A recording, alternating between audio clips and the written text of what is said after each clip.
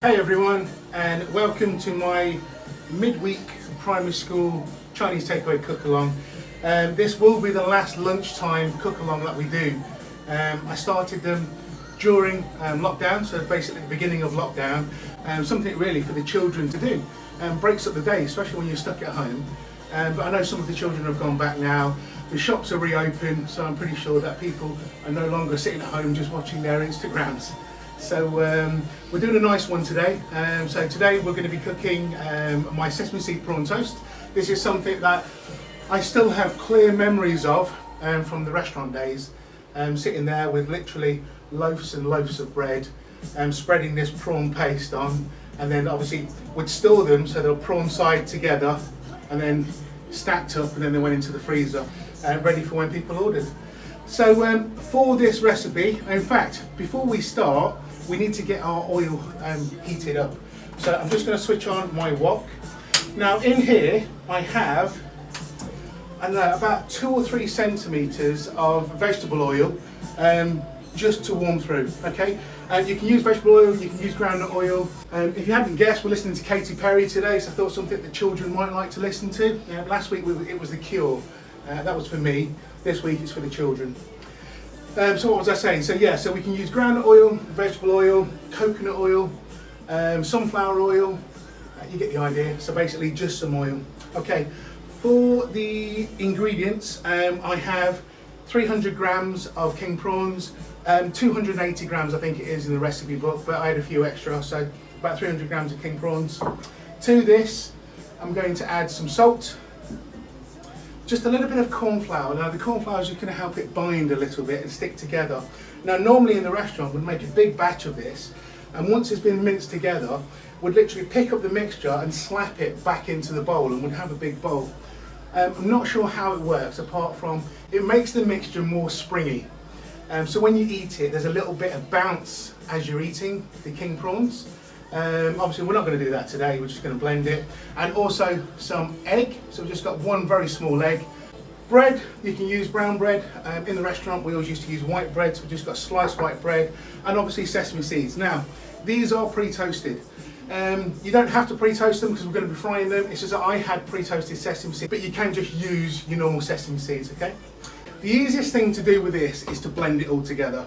Now in the restaurant I remember Ben, who was the head chef at the time, having 2 choppers, and he'd put the king prawns on the chopping board and he'd start it up with 1 chopper and then he'd start mashing it with 2 choppers. Amazing to watch. It isn't a skill that I've mastered, because what happens is that your choppers start clanging against each other, but he used to literally mince the king prawn using 2 choppers. Fantastic to watch. Again, I'm going to cheat and I'm going to use a blender. So to my blender I'm going to add my 300 grams or 280 grams in your case of raw king prawns. They are deveined. Put that over there. And they are shelled. Okay. We have a teaspoon of corn flour. So I'm just going to pop that in. There's about a 1/4 teaspoon of salt. I didn't want to go too salty. If you want to put a little bit more salt in, you could even put a little bit of white pepper in if you just want a bit of background heat. That's up to you, okay? But I'm just going to put in a little tiny bit of salt. And I'm going to crack my single egg into this mixture as well. And that can all get stacked over there. And I'll take this just literally squeezes onto the top.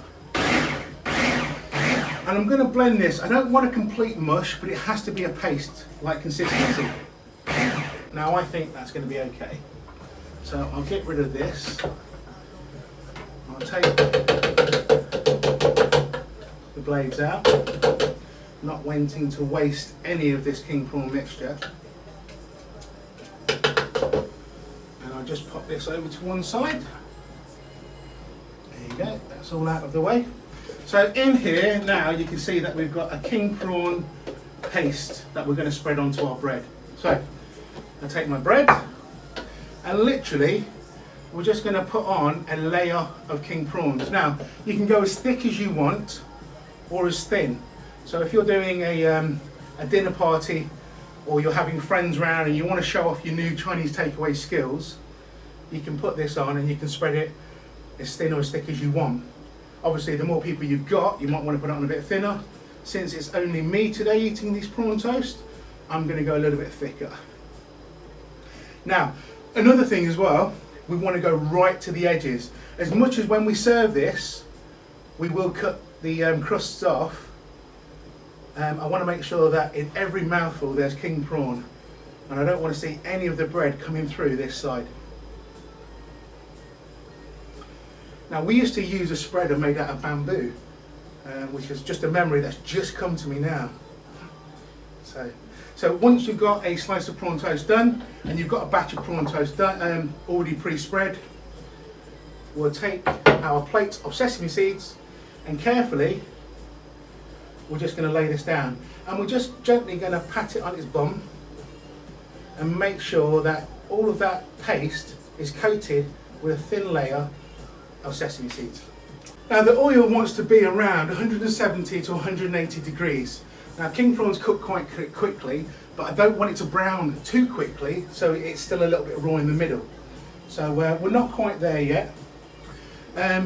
Since we've got some spare bread, a little test you can do if you haven't got a thermometer is take a piece of bread. Now, when I think the oil's hot enough, I'm just going to drop that piece of bread into the oil and just see if it floats back up to the top. Now, I think my oil's hot enough, so I'm just going to put my oil. Now, straight away you can see that sizzling. Now, you can't see that now on this live, but that's sizzling, and it's coming straight up to the top. So I'm just going to take that out, pop this here, and very carefully now, I'm going to take my piece of prawn toast. Now, when I place this into my wok or oil, I'm going to put the side closest to me in first, and I'm gently going to lay the prawn toast away from me. The reason I do that, if I let go by accident and it dropped, the oil would splash and come back my way, whereas if it splashes, it goes that way. Okay? So a little tip when you're cooking at home with your family, look at this. Now, you will need either a cake rack just to drain the prawn toast on, or just a piece of kitchen roll. Now, if you can see that, let me just hold this up. You can see that's gone a lovely golden brown now. So I'm just going to lay that over, and I'm just going to fry the other side of the bread. And I can show you how we used to serve it in the restaurant. Now, normally you would get 2 pieces of toast per portion, cut into 4 triangles. So you get 8 pieces in total. Lovely. Okay, so wok off, and I'm just going to lay that onto the kitchen paper just for a second or two, just to soak up some of that excess oil.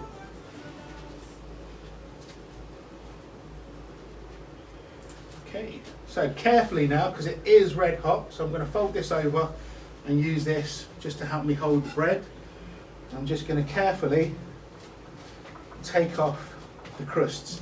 Now, in the restaurant, and being quite a chunky Chinese guy, these bits used to get put in the bin.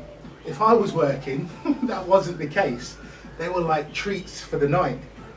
So, a very, very, very simple sesame seed prawn toast. You don't need to go to your Chinese takeaway to make this. You saw how easy it was. It takes about 5 minutes. You can buy this pre-frozen in Chinese supermarkets. Again, why would you? Because you don't know what preservatives have been put in it. This is going to taste a million times better than anywhere that you can buy it, and you know damn well that you're going to get lovely chunks of king prawn. Okay, and I'm going to eat this, and I'm going to say, it's been an absolute pleasure helping you children how to cook Chinese takeaway food. When you do go back to school, make sure you stay safe. I know you're going to want to play with your friends and get really close to each other, but you must maintain this 1 metre distance now, as of the 4th of July. Yeah, it's been great, guys. I shall see you at 6:30. Every week now, it's just going to be at 6:30 p.m. on a Wednesday. Still on Instagram Live. See you later, guys. Have a great day. Bye-bye.